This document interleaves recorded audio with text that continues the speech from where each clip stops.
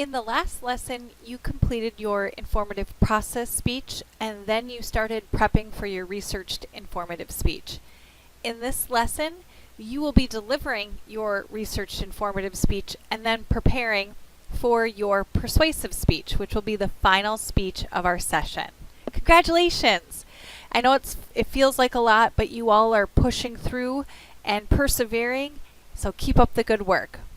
I just wanted to take a couple of minutes to walk you through some aspects of this lesson, and as I'm walking you through them, if you need to, pause this video and you can feel free to call if you have any questions, or you can email me as well. If you're on the Claremont campus, stop on by. I'd be happy to see you and help you. So to begin this lesson, you'll see the recording guidelines, and then you'll see the research informative speech guidelines.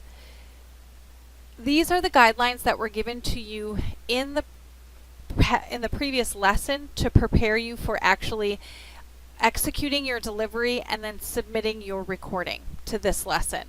So again, this particular speech, we're adding in some new elements. They'll be the research-based elements. So you'll want to make sure that you have at least 3 oral citations stated throughout your speech, and these researched materials that you use need to be documented, reputable, and retrievable pieces of research. You're only allowed to use 2 internet sources, and those are really the .com sort of websites. So if you're going to be using an electronic book or magazine, that won't count against you.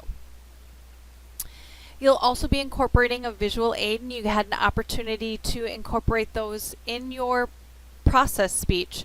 So you're going to continue to refine those skills of visual audio aids for this speech as well. And then go ahead and disregard evaluating your, or it says evaluating your performance. Don't disregard that. You will evaluate your performance. Sorry, I misspoke there. I hope that wasn't too confusing. So this particular speech is going to be worth more than the past because we're incorporating those research-based elements in there.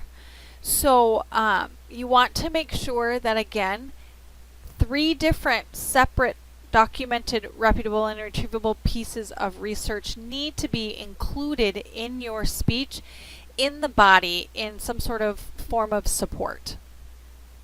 When you've recorded, you're going to upload your recording to YouTube. Please make sure that your YouTube link is set to public and unlisted.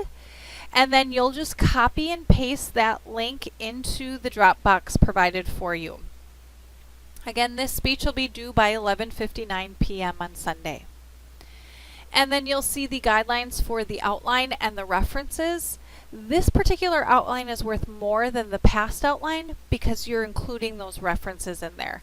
So make sure that they're documented in APA format. If you have any questions about that, go to the previous lesson, go to the feedback that I gave you in that APA reference list activity and cross-check your work. Of course, you can always ask me too if you're uncertain. So make sure you submit that to the Dropbox by Sunday, 11:59 p.m. Then you're going to take a couple minutes and evaluate yourself, and you'll just open the file and you can feel free to write on this evaluation sheet. You can just type your name in there.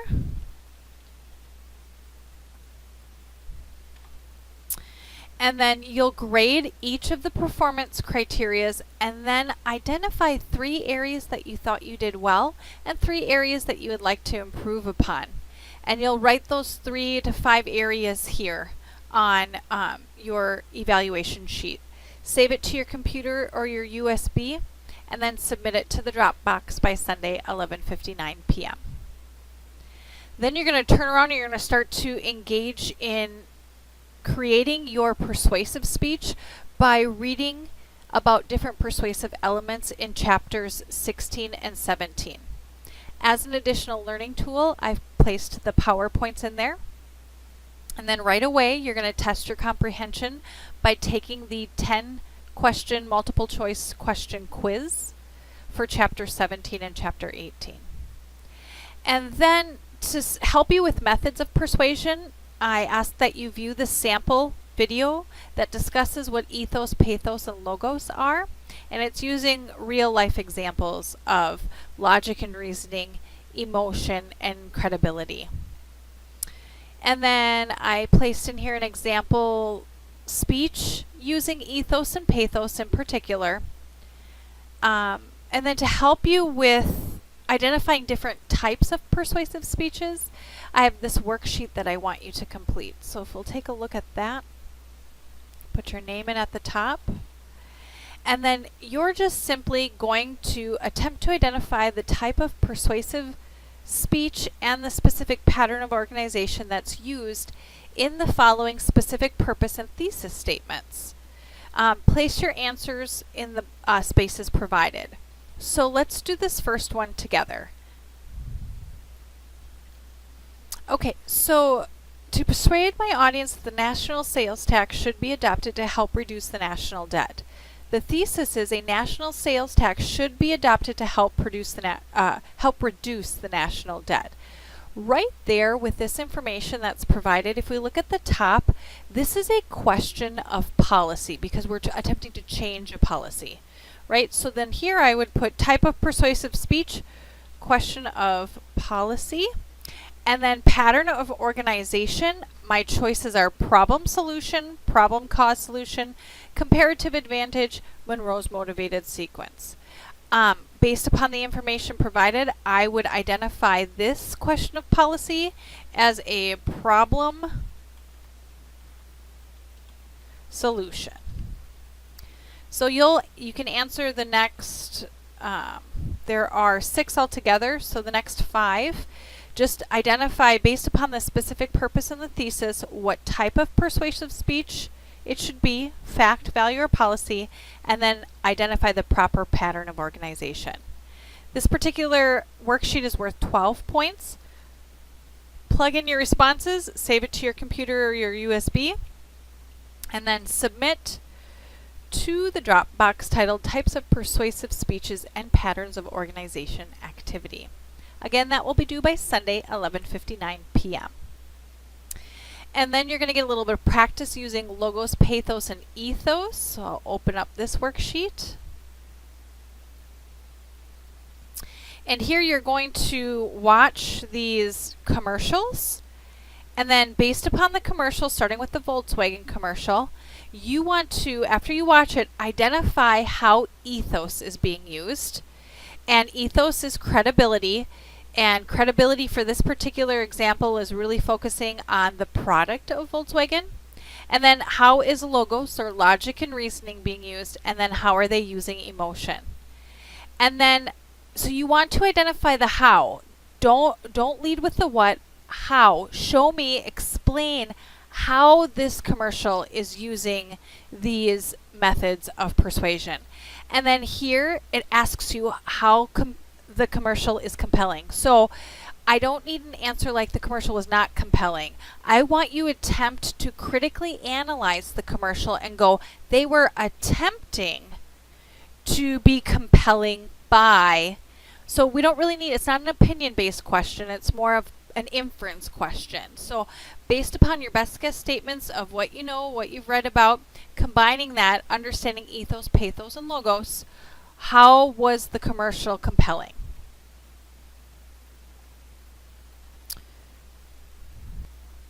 So there are going to be 3 different commercials that you're looking at doing the same thing. Identifying how ethos, pathos, and logos is being used and how the commercial is compelling. Next, you'll save that to your computer or your USB, and then you'll submit to the Dropbox titled Logos, Pathos, Ethos Learning Activity.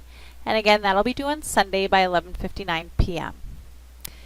After that, you're going to read through the Research Persuasive Speech Guidelines. This speech will be due on Friday, August 3rd, because August 3rd is our final day of the summer session. So we've been turning things in on Sundays, but because Friday is our last day of the summer session, that speech needs to be in no later than 11:59 p.m. on Friday. So read through those guidelines and read through the audience analysis for the research persuasive speech. You'll need to do that for this for this speech as well. Your original post of your questions should be submitted to the discussion board by Saturday. That hasn't changed. Saturday, July 28th. For this particular audience analysis, you will need a total of 4 questions to assessing the audience's knowledge, to assessing the audience's interest. You want to ask a variety of questions, and like all of the other audience analysis that we have been doing this summer, your original post again will be due on Saturday, and that's going to be worth 4 points. 2 points, sorry about that, I misspoke. You have 4 questions which will each be worth 2 points apiece, totaling 8. Originally it said 4, that was my fault, I'm sorry. So post those to the discussion board, and then the replies, there needs to be at least 4 replies that you give to your fellow classmates, and each of those replies will be worth 2 points, totaling 8, so that whole discussion will be worth 16 points. Complete that, review the guidelines for the outline that you will be turning in, and then you can view the example, my grading rubric. And then the last activity that I have you do in this lesson is asking you to watch the sample persuasive speech and then critique it. And this critique, you'll just write on the form. It's like all the other critiques that we've been doing. Just put your name on there. And then you are going to grade the performance criteria on that 0 through 5 scale.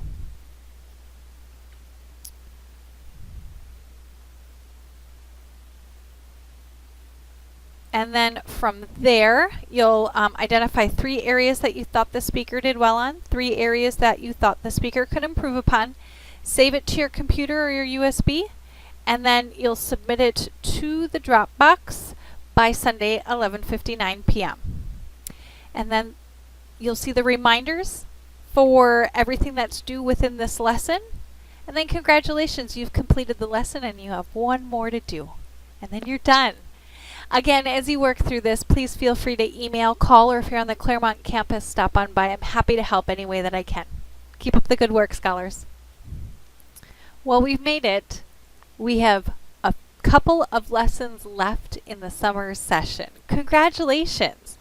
Unfortunately, this might be the most challenging part of our time together because we're dealing with persuasion. This lesson is going to expose you to the process of influencing, changing, or reinforcing listeners' ideas, attitudes, beliefs, or behaviors. This can be a little challenging because you're attempting to either change the audience's mind or to call them into some sort of action. To begin this lesson, I'm asking that you read chapters 9, 16, and 17. Those are the final chapters of reading for the summer session. For an additional learning tool, I've placed the chapter 9, 16, and 17 PowerPoint in here. And then to give you a frame of reference, I've placed the guidelines for the researched persuasive speech in here. This speech won't be due until Friday, August 3rd, but again, I'm putting things into context for you and then also giving you an opportunity to start working ahead. So read through the guidelines. This speech will be the highest speech and point value because we're building off of elements that we've been working with, but we're adding some new ones in there. Specifically, methods of persuasion and structure and organization or type of persuasion. I've placed the evaluation sheet in there. This will be how I will assess you. And then there's an example in here. This is from a student that I've had in the past, so I think it's a wonderful example. It's the exact same speech that I'm having you all do that this particular student did, and they also did that in a summer session like you all are doing. So watch that, and then you're going to submit your topic for me to view. And to do that, I'm just asking that on a Word document, you identify the topic and then identify what your general purpose will be, your specific purpose, your central idea. Save that all on that same document to your computer or your USB, and then submit to the Dropbox that's attached by Sunday, 11:59 p.m. Next, you'll see the guidelines for the audience analysis. This particular audience analysis is worth 11 points. Let's open it up and I'll show you why. You are going to be creating a questionnaire that has at minimum 4 questions. 2 questions assessing the audience's knowledge, 2 questions assessing the audience's interest as it relates to your topic. Make sure that you provide directions on how to answer the questions. Make sure that the questions are a variety, so you want to have some fixed alternatives, some scale questions, some multiple choice, maybe an open-ended one in there. And you're going to submit to, and I have to update that, I see, give me just a minute. Okay, so that's been updated. So the questions will be due on Saturday, July 29th. I see here that I messed up again. There we go. And then, save that. Your replies, you need to reply to at least 4 other classmates' posts, and that'll be due by Sunday, the 29th. So you'll submit those to the Dropbox here, and you'll go in and you'll review the results after students have had an opportunity to answer your questions. You're going to then write a 1 to 2 sentence summary about what those questions told you about your topic and the audience, and then you're going to use that information to put into your persuasive speech, just like you did for the informative speech and for the speech of tribute. After that, review the guidelines for the outline that I'm having you do. Again, this outline will be due with your speech, which will be on Friday, August 3rd. Our semester ends on Friday, so that's when it will be due. I've posted an example here. You can feel free to use this example for your own, but you have to make sure that you remove any information that's not pertaining to your speech, so then that way it doesn't cause any confusion on the outline that you submit. And again, that'll be due on Friday, August 3rd. We're incorporating a visual aid for this speech, so you're going to be exploring effective and ineffective uses of visual aids. To assist you, I've created this tip sheet, so you can just open this Word document. And this walks you through if you're going to be using PowerPoint presentations. This is a helpful guide to help you to avoid death by PowerPoint. So read through that, and if you are using a PowerPoint slide for your presentation, make sure that you take these guidelines into consideration when you're creating your own. Then you have 2 activities related to presentational aids. I didn't name them anything fancy. In fact, they might be a little confusing because one is Presentational Aid Exercise 1 and then Presentational Aid Exercise 2. Where it gets confusing is when you're submitting them to the Dropbox. Just make sure that you're attaching Presentational Aid Exercise 1 to the Dropbox for Exercise 1 and the same for Exercise 2. So let's look through this together. This first activity is asking you to, we'll put our name on there first. Oops.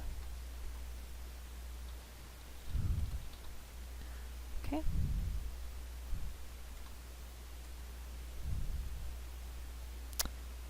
That's annoying. There we go. Make it pretty simple. All right. Many speeches can benefit from presentational aids. You are to generate a list of at least 3 presentational aid ideas for each of the 5 topics listed below.